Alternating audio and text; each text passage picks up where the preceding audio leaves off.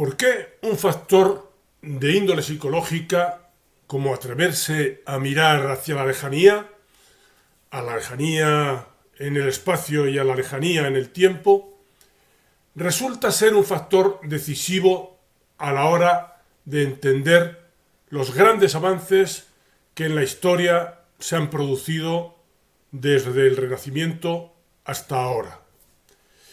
Es llamativo, ¿verdad? Voy a intentar argumentarlo.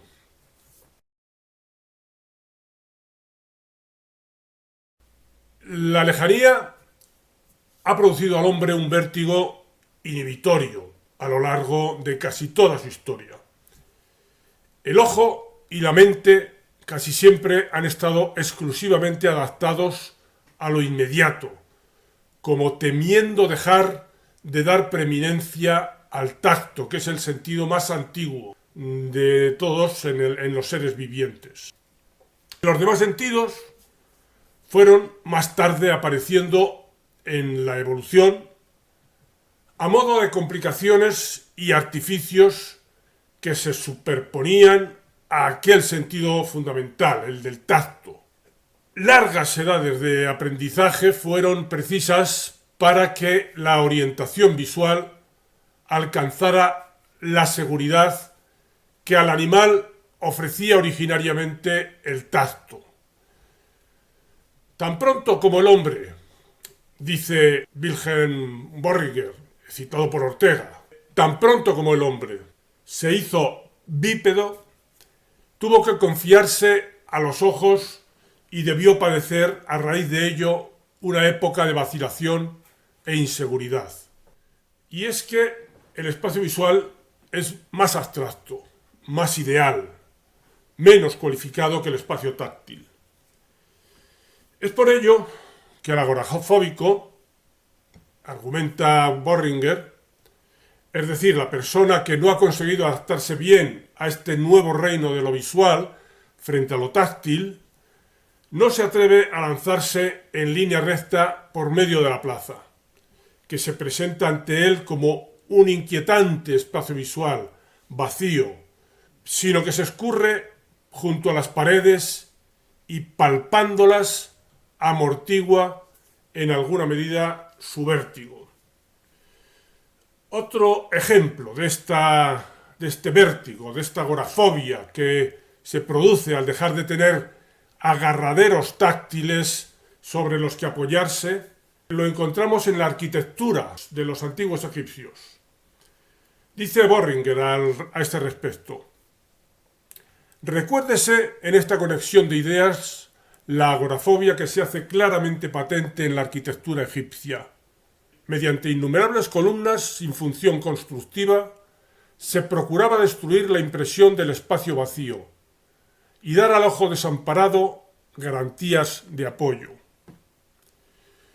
Un ejemplo más de aversión a lo lejano, al espacio vacío e inasible, nos lo proporciona Oswald Spengler en su emblemática obra La decadencia de Occidente, en donde dice: en los últimos años de Pericles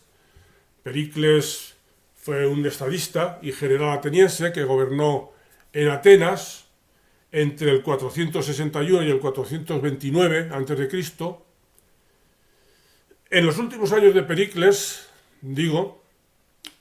dice Spengler, votó el pueblo de Atenas una ley en la que se amenazaba con la grave acusación de isangelia, así se llamaba isangelia a los delitos que ponían en peligro la seguridad del Estado o de la democracia. De esto se acusaba, dice Spengler, a quien propagase teorías astronómicas. Fue este un acto de profundo simbolismo, en el que se manifestó la voluntad del alma antigua, decidida a borrar de su conciencia la lejanía en todos los sentidos de ésta. Se prohibía, pues, mirar a los astros con actitud indagatoria y de manera similar, aunque ampliando la idea de lejanía esta vez ya no hacia el espacio, sino hacia el tiempo. observa Spengler cómo el modo de ver y escribir sobre historia contaba en la antigüedad con un hándicap equivalente al que hemos visto referido al espacio, en cuanto que los historiadores son incapaces de mantener, entonces, dice Spengler, esa manera de mirar la historia desde la perspectiva de muchos siglos, que para nosotros constituye un elemento evidentemente esencial en el concepto del historiador. Los buenos trozos de la historiografía antigua se limitan al presente político del autor. En cambio, las obras maestras de la historia en nuestra época tratan sin excepción del pasado remoto. Tampoco, pues, en este sentido, los hombres que hacían historia se atrevían a mirar lejos, al pasado lejano. Más adelante, dice Spengler, disertando sobre esta aversión a la lejanía del hombre antiguo, dice: así, la antigüedad hubo de ser por una necesidad íntima la cultura de lo pequeño. El alma apolínea había intentado conjurar el sentido de las cosas con el principio del límite visible. Lo que pasaba lejos y raudo, lo que no era visible, no existía para ella. El griego, como el romano, sacrificaba a los dioses de la comarca en donde se encontraba.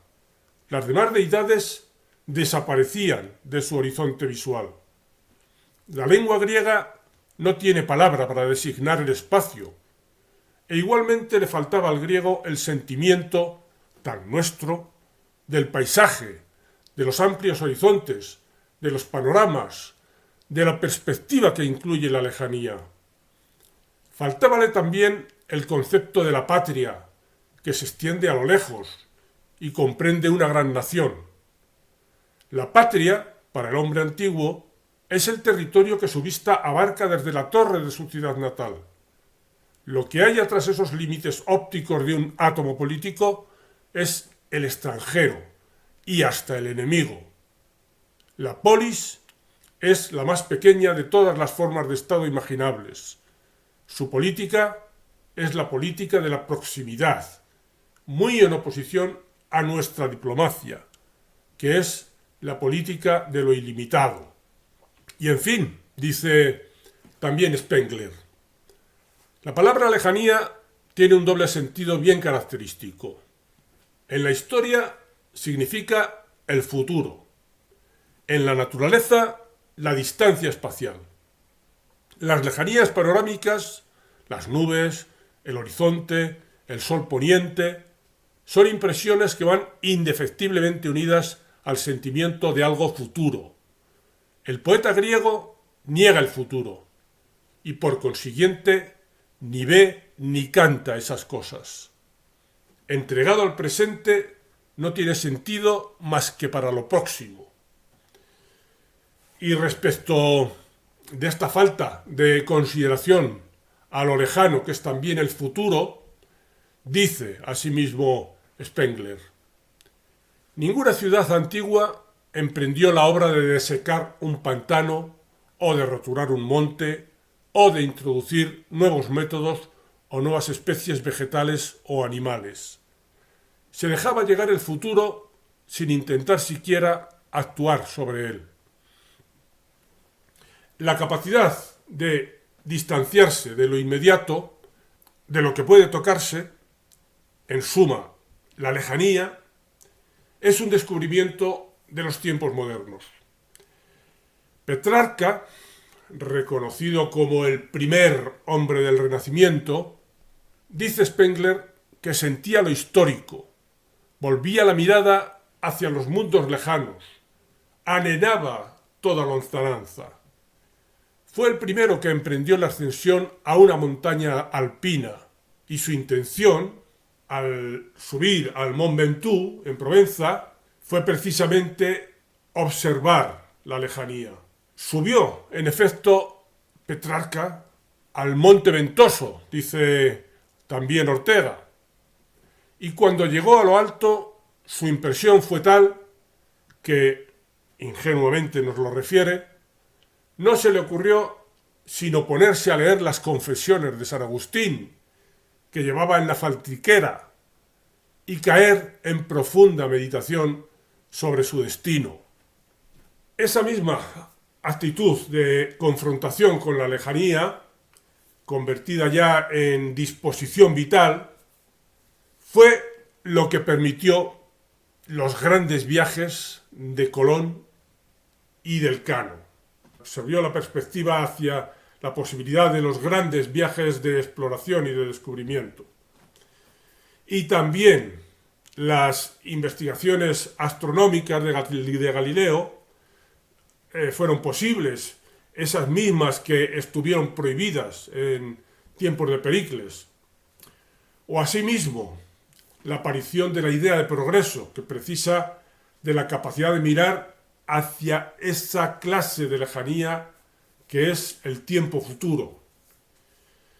Sin embargo, todavía Giordano Bruno fue llevado a la hoguera por traer a la consideración de los hombres la dimensión del infinito. Por entonces, los inquisidores que le llevaron a la hoguera evidentemente seguían sintiendo vértigo ante un concepto, ese del infinito, que exigía mirar tan lejos. Solo cuando el hombre empezó a atreverse a mirar a lo lejos, se produjeron determinados inventos que precisaban precisamente de esa nueva forma de mirar. O bien se hicieron efectivos otros inventos que ya se habían hecho, pero que necesitaron esperar a que se divulgase esa nueva perspectiva para ser reconocidos en toda su potencialidad. Así lo explica Ortega. No basta que se invente algo en una cierta fecha y lugar para que el invento represente su verdadero significado técnico. La pólvora y la imprenta, dos de los descubrimientos que parecen más importantes, existían en China siglos antes de que sirviesen para nada apreciable. Solo en el siglo XV y en Europa, probablemente en Lombardía, se hace la pólvora una potencia histórica, y en Alemania, por el mismo tiempo, la imprenta. Solo integradas en el cuerpo general de la técnica finmedieval e inspiradas por el programa vital del tiempo, traspasan el umbral de la eficiencia histórica.